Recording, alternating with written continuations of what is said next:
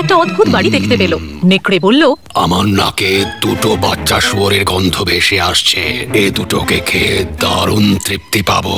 সে কাঠের বাড়ির দরজায় টোকা মেরে বলল, শুকর ছানা, ভেতরে আমায় আসতে দাও না। কিন্তু দুই শুকর ছানা জানালা দিয়ে সেই ভয়ঙ্কর নেকড়ের কালো লোম দেখতে পেয়ে গেছিল। দুজনেই বলল, না না, আমি তোমাকে ঘরের ভেতরে আসতে দেব না, আমি পুরো ঘরের দিকে বলছি। নেকড়েটা দেখতে পেল কাঠের বাড়িটা বড্ড নড়বড়ে, তাই সে জোরে গর্জন করে বলে উঠল, তাহলে আমি লম্বা করে শ্বাস নেব, একটা ফু দেব, আর তোমাদের ঘর উড়িয়ে দেব।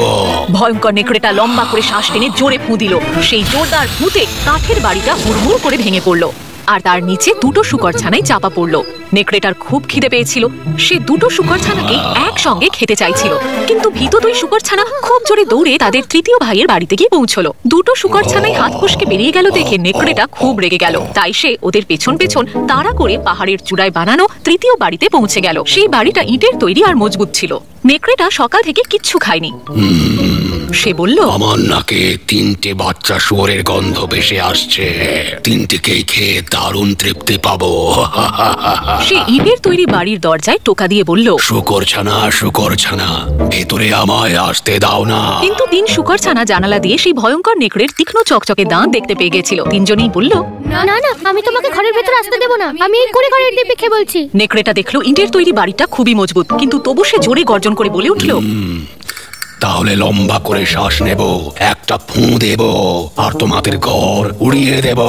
তৃতীয় শুকর ছানা বলল, নিশ্চয়ই, একবার চেষ্টা করেই দেখো। ভয়ঙ্কর নেকড়ে লম্বা করে শ্বাস টেনে জোরে ফু দিল, কিন্তু কিছুই হলো না। ইটের বাড়ি ভাঙলো না।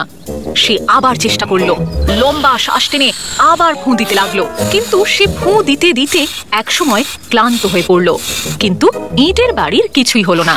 নেকড়েটা সকাল থেকে উপসী ছিল আর ফু দিতে দিতে হাঁপিয়ে গেছিল। সে ক্লান্ত হয়ে নিচে শুয়ে পড়লো।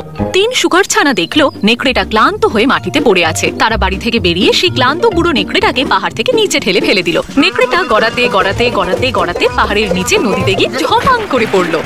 জলের তোড়ে সে বহু দূর ভেসে গেল। তারপর থেকে তাকে আর কখনো দেখা যায়নি। তিন শুকর ছানা অক্ষতই ছিল। প্রথম দুই শুকর ছানা পরিশ্রম করা নিয়ে ভালো শিক্ষা পেল। তারা ওই পাহাড়ের চূড়াতে ইট দিয়ে নিজেদের বাড়ি তৈরি করে নিল, আর তিন শুকর ছানা আনন্দে সেখানে বাস করতে লাগলো। The end.